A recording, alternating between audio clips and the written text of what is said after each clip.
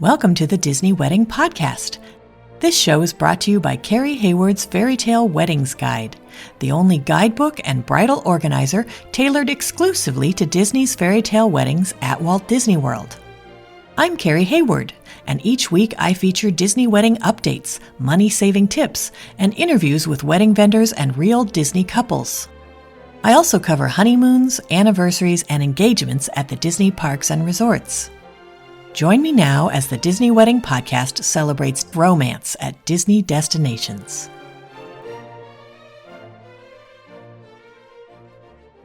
Today on the Disney Wedding Podcast, I am speaking with Mercedez Dunn-Gallier and Jereme Gallier about their wedding at the Tree of Life in Animal Kingdom, with a pre-reception in Harambe and a reception at the Asbury A and B room at the Yacht Club.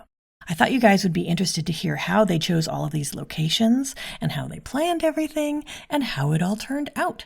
So welcome, Mercedez and Jereme. Hi, Carrie. How's it going? Great. Thanks so much for being on the show today. I would love to start at the very beginning and find out how you decided that you wanted to have your wedding at Disney. It kind of started with the Fairy Tale Wedding show on Disney Plus. Originally, Mercedez kind of threw out the idea about getting married at Disney, but I didn't want to at first because I thought it would be cliche to do it in front of the castle, because that's not really me. Even though that would be a big spectacle and everything, it just didn't make sense for me. But then she showed me the show and showed me one of the ones from Pandora and then another from Tree of Life. And once we started looking at that, I was like, oh, this could be really cool, because we're both big Disney people. So that wasn't as much of a barrier. So yeah, once I actually was able to see it in a different way, then it made sense. That's awesome. So now, how did your friends and family react when they found out where the wedding was going to be? Everyone was super excited, but they knew before we even got engaged that we were likely going to get married at Disney. We told people that we were going to get married at Disney way before we got engaged. So when actually the engagement happened and it was time for us to save the dates, and they saw Walt Disney World on there, they were incredibly excited. So yeah, everyone was super excited. When they found out the details, they were still excited, but a little skeptical. Interesting. Okay, so how many guests did you invite and how many were able to make the trip? So we initially invited around 50 guests, and we ended up with a total of 40 for the ceremony and reception and all of that, including us. We had a few more for the dessert party just because we invited some kids and some partners that were maybe watching those kids during the early morning ceremony. Oh, that's great. That's a great idea. Yeah. Did you guys set up a room block for your guests? Yeah, we did. So we picked Art of Animation and Pop Century as our two value resorts, because both of those are on the Skyliner, and we wanted to make it as easy as possible for our guests to get to the dessert party that night. Then we picked Coronado for our moderate resort. That's where most of Jereme's friends and one of my friends end up staying, but most of our family all stayed at Pop and Art of Animation. Okay, great. Now, how did you guys choose the day of the week and time of day for your event? Was it mostly because of the ceremony location, that everything kind of revolved around that? So actually, we chose that day because that's our original dating anniversary. And I never understood why people want to choose a different day. And so I just proposed to Mercedez that why don't we make it our actual dating anniversary, because that's, in my opinion, more important, or extremely important, because we've already been together. Prior to the wedding, we were together over 13 years. So it's an extremely significant date, and I didn't want to lose that by getting married on a completely different day. Yeah. And the other part of why that day was significant to us, one is, kind of the original start of our love story, but it was also my late mom's birthday is August 29th. So it kind of had that double meaning for us. Our last vacation with my mom was actually to Disney World. It was her first time going. So we had that great memory as well, and felt like it would be a good way, to kind of honor her too and have her a part of the day, even though she isn't physically here with us. Mm-hmm. Oh, that's wonderful. Now, how did you guys choose your ceremony and reception venues? Tree of Life was just absolutely gorgeous.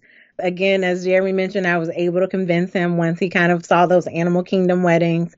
And it just kind of felt like something that we could make ours. We really wanted to incorporate like a lot of different aspects of, the African diaspora into our wedding so that we felt like the Tree of Life would allow us to have kind of that smooth transition from like that place in Animal Kingdom over to the Africa section of Animal Kingdom where we had our pre-reception. In terms of the reception venue, we chose Yacht and Beach just because it was closer than some others convention centers to Animal Kingdom. So we wanted to, get to a convention center for the reception piece as quickly as possible and not be in transit such a long time. One thing I wanted to add about the Yacht Club ballrooms, they had the least bit of embellishment as far as like how the room was. So it gave us the most blank slate so we could we could still bring through like the African diaspora we had in the ceremony and in the pre-reception. We could still bring that into the ballroom, and like the architecture of the room and even like the carpeting wouldn't clash with that concept. That's a really good point because, a lot of people don't like the Grand Floridian because there's so much pink and it's very flowery. And the newish in the last few years, Yacht and Beach Club decor is much more streamlined, isn't it? Mm-hmm. Yeah. For us, it was the paintings on the Grand Floridian ballrooms that really were like, okay, we would have to like pay to drape these as opposed to, like you said, the new Yacht Club ballrooms is a lot more streamlined, a lot more neutral compared to all the ballrooms on Disney property for us. Got it. Okay. And then your pre-reception was supposed to be at Tamu Tamu and it was moved to Harambe? Yes. So that was our original pre-reception venue. When we first met with our Disney event manager, like 4 months out, she let us know like, hey, there are mumblings that there might be construction this summer at Tamu Tamu. So I've reserved Harambe as a backup just in case that construction does happen. We learned about a month and a half out that we were going to be moved to Harambe. We were kind of just like a little bit bummed about it just because we felt like Tamu Tamu were so romantic, but still, gave the vibes that we were going for. But Harambe is also very unique and was still made sense with the sort of aesthetic and vibes that we were going for in the wedding. So we got over that pretty fast. Disney also comped us just a little bit, to kind of make up for that last minute change too. Oh, that's wonderful. And then another question I see people ask a lot is how do they decide between doing a morning ceremony at Tree of Life versus an after hours ceremony at Tree of Life? Because they're both kind of inconvenient times of day. How did you guys choose? Yeah, so there were probably like two main reasons why, for me, I had to make the case to Jeremy for the morning event versus the night ceremony. So the first one is that, as Jeremy stated, our wedding date was our 14th anniversary. We had waited so long for this day already. We didn't want to push it until the very end of the day. We liked the fact that we would be starting our days as married, and that just kind of appealed to us. And then the other thing is that for Jeremy, he really liked the daytime photos that we had seen people have at the Tree of Life. I really liked the nighttime photos or the dark photos that I saw people with the tree lit up. We knew that if we had the morning one, we would have the chance essentially to have both. So, the sun rises in August around 7 o'clock.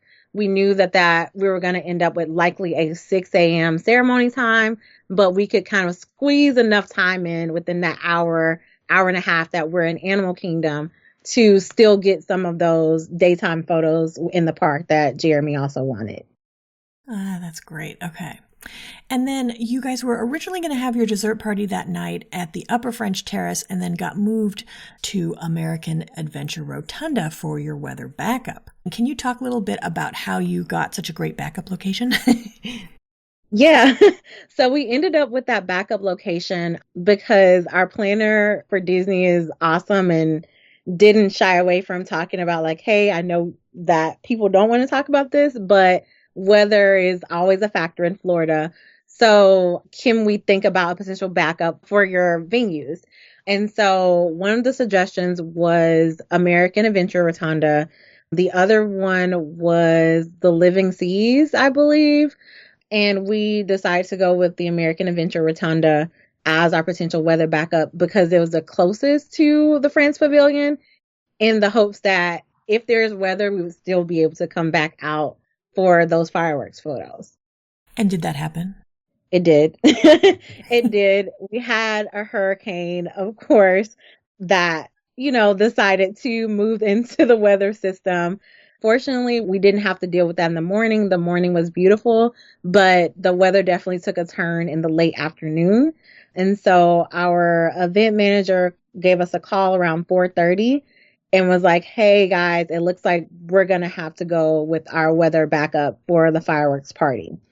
And also, we're going to have to move up the meeting time 30 minutes early," which was something that we didn't necessarily expect for, the shift in time.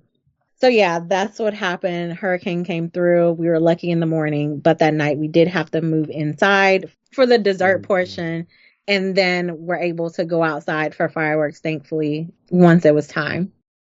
Oh, that's great. Did you guys use any outside vendors for the portions of your event that you were able to? Yes, everywhere we were able to, we did. Our amazing photo and video team were captured by Elle. Elle is incredible, and so is Bishop. We also had a second shooter with them as well. And we are so excited to see the professional photos and videos. The teasers alone have given us so much. For personal floral and reception floral, we use Raining Roses. And my bouquet was massive, and it was the most beautiful piece of floral arrangement I've ever seen. It was so vibrant. We had a lot of vibrant colors in our wedding, and the florals were just incredible. For our officiant, we had Rev Roxy, and hands down gave us the most incredible personalized ceremony. I couldn't even imagine how great it would be, but she completely exceeded those expectations, and my family has unofficially adopted her. For rentals, we had Ocean Hawks, and it was such a pleasure working with them. They're super professional. Annie was amazing and always in touch, and they got us all those little tiny elements that we needed to really bring our vision. And then for uplighting, we had Elegant Entertainment Orlando. They had excellent pricing. They were super professional and efficient and on top of it the entire time. They were the best to work with. And then for chairs for our guest seating in the reception, we had a chair affair. And then for day of coordination and seaming, we had, of course, the incredible Catherine Martell. That's awesome. I would love to have you guys share a little bit about how you incorporated that African diaspora element into your theme for the ceremony and the reception. So first, we're going to talk about the ceremony. So we incorporated a lot of different African diasporic rituals into our ceremony, and Rev Roxy was excellent for this. She had experience doing most of these. So the first one was a tasting of the four elements. And it's a Yoruba tradition of the tribe in Nigeria. And so basically it kind of is symbolic ceremony where you taste different foods that have the characteristics of stages that you might experience in your marriage. So there's spicy, sweet, bitter, and sour, which I'm sure will give us some amazing photos because we made some really silly faces while we were tasting these different elements super early in the morning. Another way that we incorporate it is the pouring of libations, and we use water because that's something that's commonly used, but also we're in a Disney park, so we're going to use the thing that's most organic. That's just a way of kind of honoring the African diasporic traditions of families and ancestors and inviting them into, having an influence and blessing our marriage and our union. And then the other thing that we did is jumping the broom, which is an African American tradition. Our broom also had some African inspired fabric on it to kind of bring it in even further there. Also, for our guests, we had these different fans that had different very brightly colored African fabrics on them. And so they're in one part functional because it's very hot in Florida in August, even at 6 and 7 a.m. but they also gave like that pop of color and texture and print that we also really love, just that we see throughout a lot of African sort of fashion and clothing too. And then for the reception, for our cake design, we had Disney's pastry team do like the bottom tier of our cake in like this woven kind of African inspired pattern with a little hidden Mickey in it as well. Of course, to give a little nod to Mickey. We incorporated like a lot of like Afro beats, like we love Afro beats, into our day. Again, we brought in like those vibrant colors and fabrics where, in different places in our reception as well. One thing that was coming up is the type of chairs that we had, like just for me and Mercedes. Well, they were just like these really big wicker chairs. And it was also just bringing in that wood aspect, like that brown color, the, feeling of nature as well that goes along with Animal Kingdom. I mean, like we had at the Tree of Life as well. So that's another piece that we brought in. Did you have any kind of entertainment at the ceremony or the reception?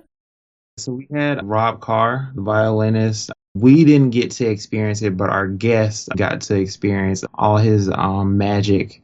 I think they got him to play the Future song "Mask Off," which they were amazed by. So I know they really enjoyed that, and that was something that we wanted to do for them, just because we were playing our own music during the ceremony. So we wanted to kind of throw that in since we were getting it as part of the ceremony, anyways. That was the only thing we had for the ceremony portion. Yeah, and then at the reception, we had a DJ. We had DJ Jesse, who was amazing, and he completely like got our vibe. We're from the Deep South. We're young millennials, and we love, like I mentioned, Afro beats and hip hop and R&B. And Jesse completely knocked it out of the park. Like our guests are still like raving about our DJ. I think he handed out a few cards that day too, because our guests were like, okay, we need to like have something with him. He was incredible. I hadn't seen any recommendations at all from him. Jereme kind of did a great job picking him though. That's awesome. Do you guys have any menu items or cake flavors from the reception that you would recommend? Absolutely. So our cake was 3 tiers and we had 3 different flavors. So the bottom tier was churro cake, and then we had an alternating churro and cream cheese filling. It was so delicious. The second tier was the Dole Whip like inspired cake, so the orange cake with the pineapple syrup and then the tropical mousse. It was just okay to me. Jereme loved it. But it wasn't as good as I thought it was going to be with the pineapple, like soaked with the pineapple syrup. The tropical mousse was really, really good though. And then the sleeper was our smallest tier, and it was Jereme's pick from the tasting kit, which was the lemonade cake with the guava cream cheese. It was so good. And it was our smallest tier, and our guests were looking for more of that cake. Like a lot of them thought it was strawberry at first, so they picked it up thinking it was strawberry, and they were like, oh, this isn't strawberry, it's something else. And they loved it. My niece ate like 2 or 3 slices. And then we had like a very breakfast heavy menu for the reception. We had like the fried chicken thighs with Mickey waffles. The fried chicken was so, so good. We also had a pecan butter with that.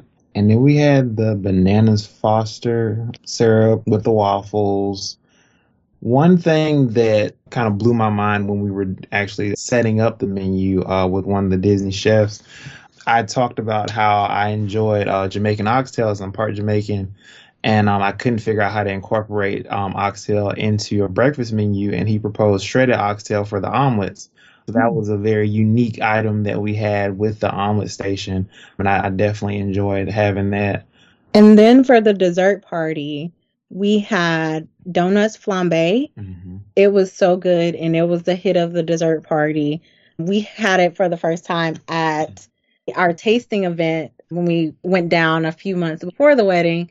And we were initially like wanting the churros flambe, but after having the donuts flambe, we were like, okay, yeah, we have to get that. Like, it was so good. I thought about it for months, and I was so ready on the day of our wedding to have donuts flambe. We also had this cheeseburger spring rolls, which were another hit. And another like unexpected hit was the Thai chicken slider, which again is something that the chef came up with us for just because we love international cuisine. Even like our pickiest eaters love the Thai chicken slider. This all sounds great. And I have to say that now I have got to go back to Disney so I can try churro cake with a layer of cream cheese frosting with the churro filling, because that's genius. It sounds amazing. I think I heard it on the podcast and I was like, ooh, that sounds so good. And it was amazing. Can you give my listeners a timeline of how the wedding day ran? For sure. I'm going to preempt this is how it's supposed to run. We had a hiccup, which I'll talk about later, but our ceremony was set for 6 a.m. Our first makeup slot was 11 p.m. The makeup artist arrived about 10:15, and so we were all up in the bridal suite getting ready with makeup and everything. Around 3 a.m., Elle and the video team arrived. All of our makeup was done, and we started to get ready and do detail shots and getting ready shots with Elle. She eventually moved over to the guys just a little bit after that. The first pickup for the wedding parties was around 4:35, which was a little earlier than we anticipated, but that's when the guys were ready. So they got in the van to head over to Animal Kingdom around 4:35. While they were heading over, Jereme and I were doing our first look at Animal Kingdom Lodge. And this is kind of where the timeline started to unravel, because Disney security had held the guys up at security for over an hour, and the van did not come back to pick us up at our original pickup time of 5:05. So yes, we eventually got over to Animal Kingdom. I'm actually not sure what time it was that we got to Animal Kingdom, because my bridal party refused to give me my phone so that I can stay relaxed. But essentially, as soon as we got there, we were staged in a gift shop so that we could get ready to line up for the ceremony. Ceremony started, I'm not entirely sure what time it started, but I'm very sure it was probably around 6:30, 6:45. The ceremony lasted about 30 minutes. And then after, we only had 10 minutes to take photos at the Tree of Life, because there was an hour delay due to Animal Kingdom security. So after that, we headed over to Harambe for the pre-reception. During the pre-reception, Jereme and I took photos around the Harambe area.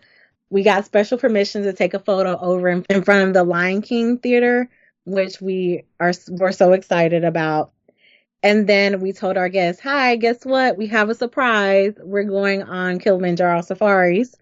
So we went on Kilimanjaro Safaris around 8:30. After Kilimanjaro Safaris, Disney had the bus pick us up at the backstage of Africa. Everyone loaded the bus. We headed over to Yacht Club for the reception. The reception lasted from about 10 a.m. to around 2. After that, we dropped everybody off at their respective resorts. Most people went to sleep. Jereme and I did not. And then that night, we met the rest of our guests in front of EPCOT to head over for the dessert party and the American Adventure Rotunda. We ate in the American Adventure Rotunda, and then we were escorted over for fireworks and fireworks photos at Tourist de Fleur. And then that was the end of our night. Well, kind of. We hung out for a little bit, but the end of our official night. That's awesome. So then when you guys were planning, what were some of the most important aspects of the event where you focused your attention or your budget? The two biggest things for me were the overall vibe, feeling like we were definitely like showing the African diaspora and everything, encompassing that, but also the food. Big parts of food for me, because we're both foodies in general, but especially the cake. So it was extremely important to make sure that was a big thing. For me, my top thing was guest experience. So I wanted people to get like a feel of why we love Disney, why we want to keep going there. And so part of that was the food, even though we had to, be kind of tame because we had some picky eaters in the group. But the other part of them just kind of like feeling, as cliche as it sounds, like this is a super magical place. And I really felt like having our ceremony in the park with just our guests there and the tree of life, like in its best outfit, with the lights kind of gave that. And that's exactly how a lot of our guests described our wedding day. They were like, this is an incredibly magical experience. And then the other part of it is, of course, you can't really, in my opinion, do Animal Kingdom without doing Kilimanjaro Safaris. So it's super important that we were able to kind of work that out and incorporate that, because that for me is a huge part of the guest experience. That's awesome. Were there any aspects that were less important where you saved your money or just your effort? Absolutely not. I stressed about everything. The one thing that I can say is that probably at the bottom of my list was ceremony decor. I feel like the Tree of Life is so beautiful on its own, especially when it's all lit up like we had it, that it doesn't really need a lot of additional, elaborations or decor. So we really kept ceremony decor at a minimum. And we were like, listen, we want our budget to be in this amount, and we don't necessarily even need florals there. We use mostly like pillar candles and some lanterns. And then we left the rest of our decor budget for the reception so that things felt cohesive, that we were drawing in sort of those elements of Animal Kingdom. So it didn't feel disjointed when we moved from Animal Kingdom to a ballroom. I was originally wanting a lot of floral in the ceremony, and it was a hard road to get me to get away from that. But when I saw everything, like once I was walking down the aisle, it did not need it whatsoever. The lanterns and the candles were perfect. Like the lighting on the tree, like that's what you're going to focus on more than anything. That's the focal point. So I definitely agree that you don't need a whole lot when you're in a venue like that. Yeah. And we did switch out. We did upgrade the seating though. So instead of the benches, which I wanted so much, we just couldn't justify the cost. And we went with an option that we hadn't seen a lot, which was mahogany chairs. So instead of the white ones, we decided to go with mahogany. They still were organic looking. They felt like they fit in the space. And I didn't miss the benches at all with the mahogany chairs. Oh, that's a great tip. So then what ended up being each of your favorite memories of your wedding day? So for me, it was definitely the first look with Jereme. So as I mentioned, I tend to be a bit of a worrywart. But I feel like once I saw Jereme and I could just stand there with him in the moment for a second, I was like, everything's going to be okay. I just like felt, I don't know, it's hard to describe what I felt, but I just felt like can't believe this day is here, but I'm incredibly happy, and just like so much joy and love and happiness in that moment. And something I want to add is that even though Elle and Bishop were there and our second photographer were there documenting all of it, they just kind of let us be in the moment. And so I'm so grateful for that too. For me, I mean, it might sound cliche, but I would kind of say like the whole day, especially like the ceremony through the reception, where they were like, there wasn't a big break or anything, because I was able to just fully be in the moment, and it was just full of joy, love. I cried a little bit, but I was like able to just fully be there. So like I think just that overall feeling is my favorite thing.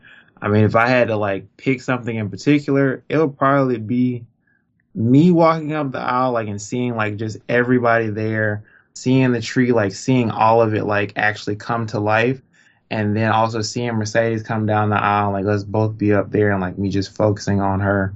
At the end of the day, it's just like kind of being in the moment and being able to just focus on our love and just like the celebration of it all. Since you got more than one thing, can I add something? Yes. Okay.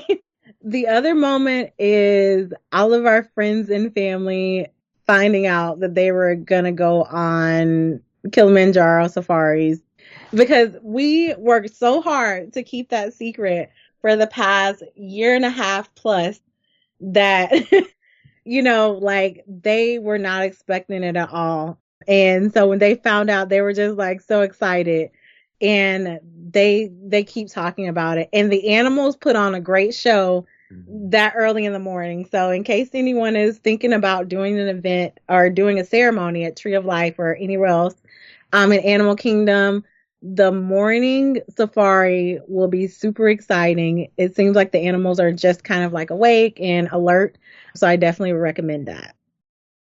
That's awesome. Now, did anything go wrong or just not turn out like you expected? I know you mentioned the weather and then the holdup at security. Yeah, so let's go minor to major. So the minor thing is that we loved our cake, but our display for our cake was not as I instructed it, and as like the details and slides and narrative that I gave, it wasn't doing what it was supposed to do. It looks like in retrospect, it was something that I thought about the day of. I just kind of saw it and was like, still like had like my dopamine levels were high. So I was still, like happy fuzzy in the moment and didn't want to like, shake the tree by being like, hey, this isn't what I told you to do. So that was a minor thing. The hurricane was something that went wrong, I guess, for the evening. For the morning, it was a beautiful morning.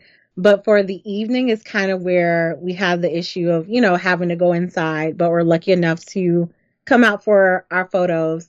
The shift in time isn't something that I anticipated and made me incredibly nervous because my makeup artist was already set to come back for my touch up at a certain time and we couldn't move that.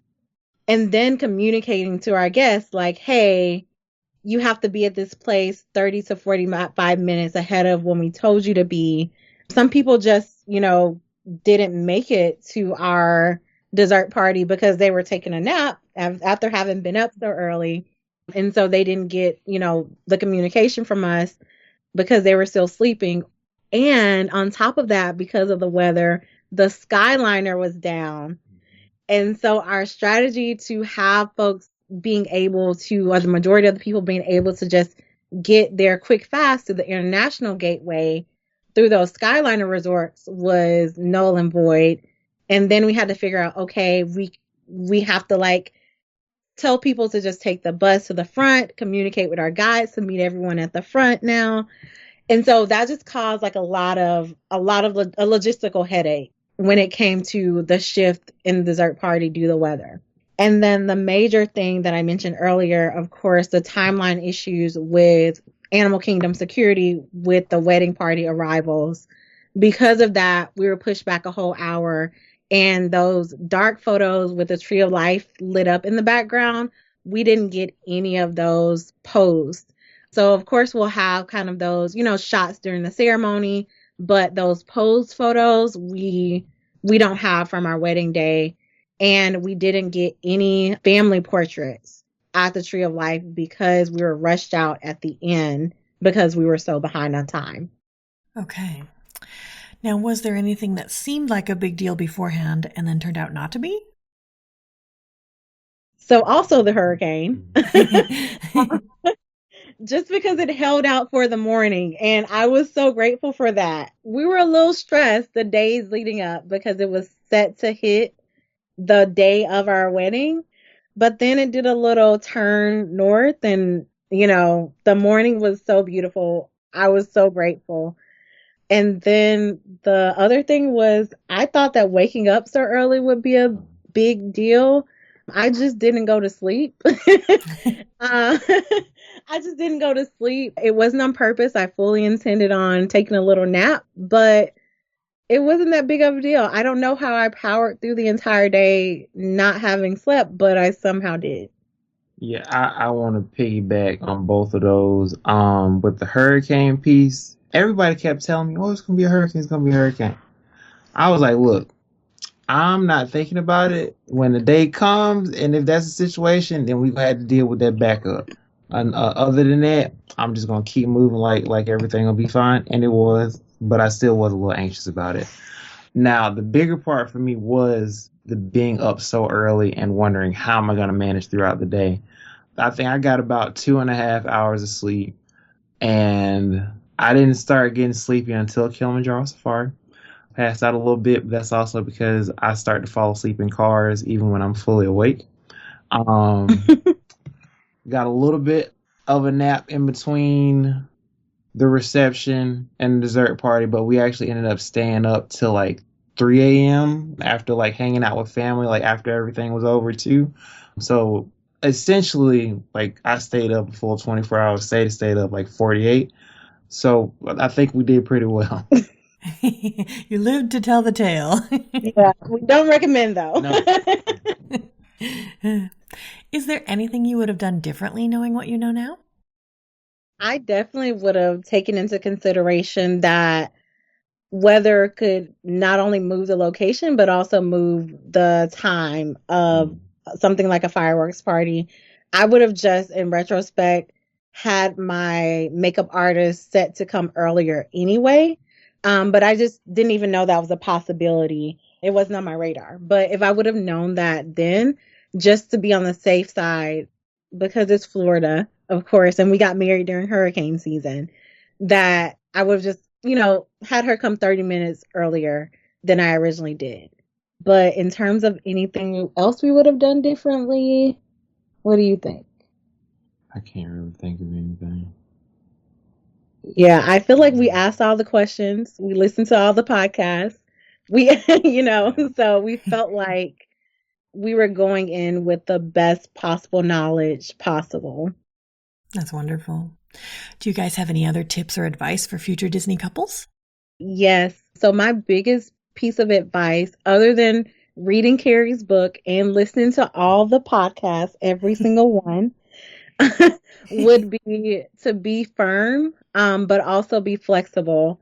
And I say that especially for folks who are planning like in park events, especially because things can kind of shift on you, and it could be at the very last minute, and you would have, there's not much you can do about it, but you just need to be firm and communicate what it is that you want, what it is that you need, and also ask, is there some other way to get this thing? So, for example, with getting the Kilimanjaro Safaris, we had some questions so far in the Diz Brides Facebook group about how we worked that out. And that was because initially our consultant was like, I don't really know how we could get that to work with the ceremony ending at 6:30 and the park doesn't open till 8:30, early entry, or 9 around that time of year. And I was like, well, what if we have a pre-reception in the park, and then we'll be in the park when it opens, and then we can get on the first ride of the day. And they're like, okay, Animal Kingdom might be willing to do that. Let me see. And so even though we were planning on nixing a pre-reception for budget reasons, initially we really wanted that Kilimanjaro Safari mix in. And so we were willing to have the pre-reception in the park so that we could get that. And then the other thing was, I guess this is kind of what went wrong. The day before our ceremony, so while we were at our rehearsal dinner, our planner called us and said that Animal Kingdom had decided that our mix-in was no longer going to be at 8 a.m. as originally scheduled. They're saying the earliest we could do is 9 a.m. So that meant that our guests were going to be outside an additional hour in the Florida heat. And I was just like, you know what? We're just going to go for it. We want this mix-in. It's a non-negotiable for us. Just leave the food and the beverages out for our guests during that time. Thankfully, our planner really pushed and was able to get us on the 8:30 Safaris mix-in. Interesting. Okay. Ask for whatever you want. Don't kind of expect them to expect Disney to roll out these are your different options. If you have any ideas, just get them out there, and Sadie said, be firm in what you're trying to create. And if they say no to it in one way, try to figure out another way you might be able to work it in, even if you kind of change the medium that it's worked in. Like, you still try to figure out how to work it into your wedding. Got it. Okay.